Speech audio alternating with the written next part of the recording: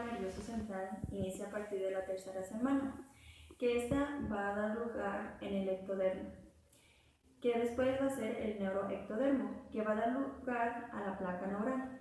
Después va a existir una invaginación que va a originar el surco neural. Después de esto va a haber unos pliegues neurales que van a dar lugar a la cresta y va a haber una fusión entre ellos que van a dar lugar a los neuroporos, que viene siendo el craneal y el caudal, neuroporo craneal y neuroporo caudal. A partir del cierre se va a dar lugar al encéfalo. Les voy a hablar del metencéfalo, que en la parte de su pared va a dar origen a la protuberancia y al cerebelo, y en la parte de la cavidad va a dar origen a la parte superior del cuarto ventrículo. En el mielencéfalo va a dar origen al bulbo raquídeo, de esa va a ser su derivación a la pared, y de la parte de la cavidad va a ser el cuarto par. Ay, no, me equivoqué. El telencéfalo está constituido por una parte media y dos ventrículos laterales, las vesículas cerebrales. Estas vesículas son los primordios de los hemisferios cerebrales. La cavidad de la porción media forma la parte anterior extrema del tercer ventrículo. Al principio, los hemisferios muestran una comunicación amplia con la cavidad del tercer ventrículo a través de los agujeros interventriculares. A lo largo de la fisura coroidea, parte de la pared medial muestra un adelgazamiento importante. Este se localiza en el techo ependimario y se continúa hacia el otro techo del tercer ventrículo. Más adelante, en esta localización, se forma el plexo coroideo del ventrículo lateral. Cuando los hemisferios laterales cerebrales se expanden, cubren sucesivamente el diencéfalo, el mesencéfalo y el romboencéfalo. Finalmente, los dos hemisferios establecen contacto entre sí en la línea media con aplanamiento de sus superficies mediales. El mesénquima, atrapado en la fisura longitudinal, da lugar a la hoz cerebral, un pliegue medio de la dura madre. El cuerpo estriado aparece durante la sexta semana en forma de una prominencia en el suelo de cada hemisferio cerebral. El suelo de cada hemisferio se expande más lentamente que sus finas paredes corticales debido a que contiene el cuerpo estriado, cuyo tamaño es bastante grande. En consecuencia, los hemisferios adquieren una forma en C. El crecimiento y la curvatura de los hemisferios también influyen en la configuración de los ventrículos laterales, que se convierten en cavidades con una forma groseramente en C y rellenas de líquido cefalorraquídeo.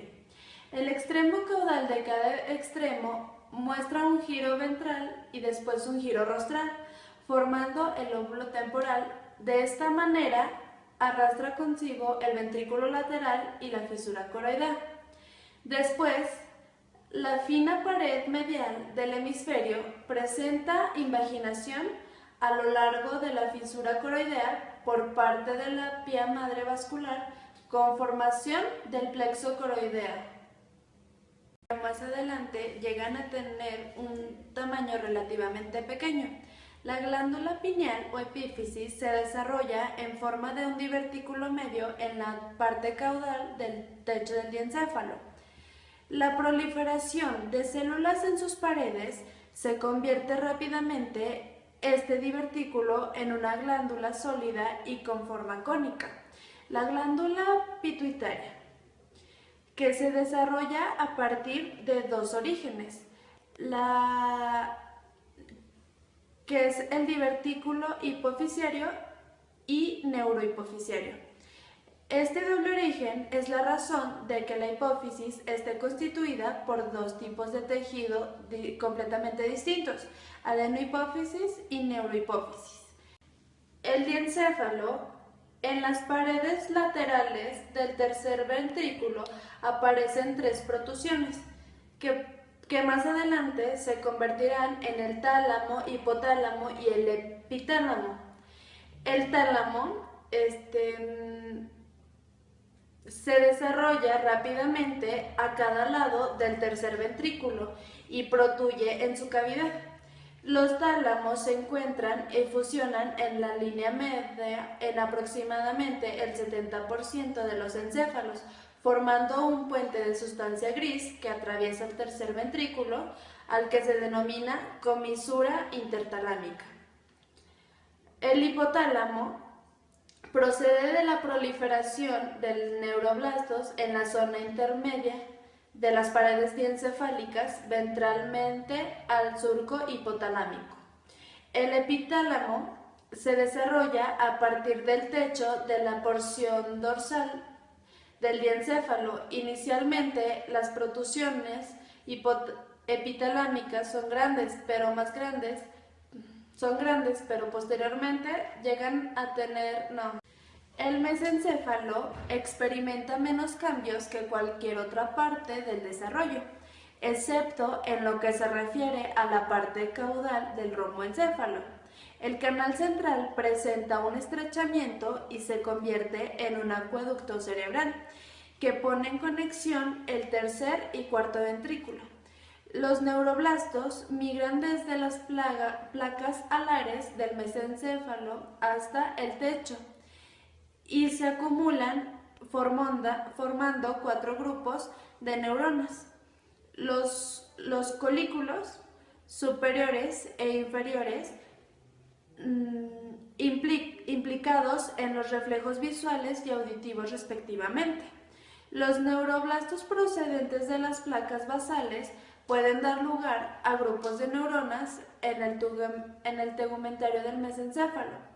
La sustancia negra es una capa negra de sustancia gris adyacente al pedúnculo gris y también podría diferenciarse a partir de la placa basal.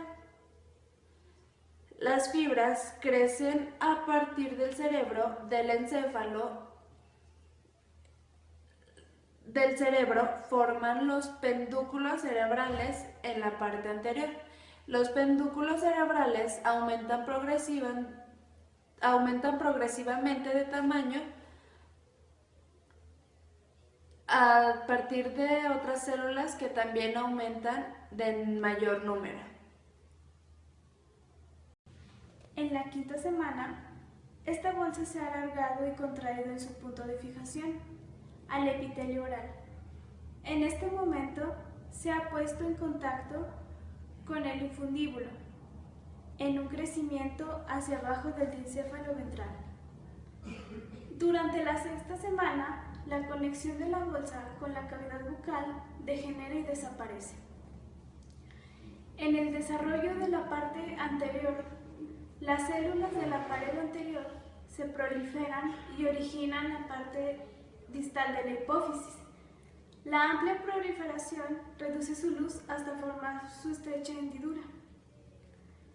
En el desarrollo de la parte intermedia, las células de la pared posterior nunca se desarrollan con amplitud ni proliferan.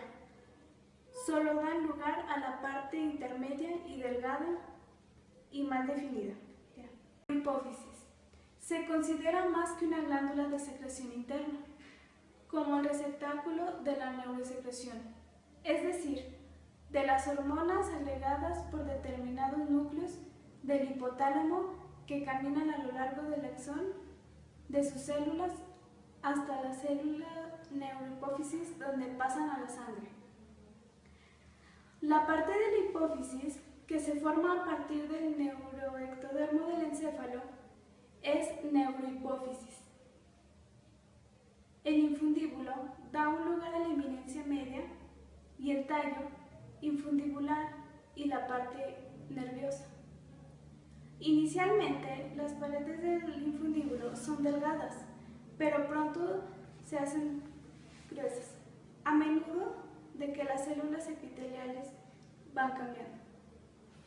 Estas células se diferencian en epifisitio, la célula del lóbulo posterior de la hipófisis que están estrechamente con las células neurogliales. Los defectos del cierre del tubo neural son un grupo de malformaciones congénitas que resultan de una falla del cierre del tubo neural durante la embriogénesis temprana por la interacción de los factores genéticos y ambientales. La mayoría de los defectos del tubo neural tienen falta de fusión del tubo neural por acción de teratógenos entre la tercera y sexta semana del desarrollo intrauterino.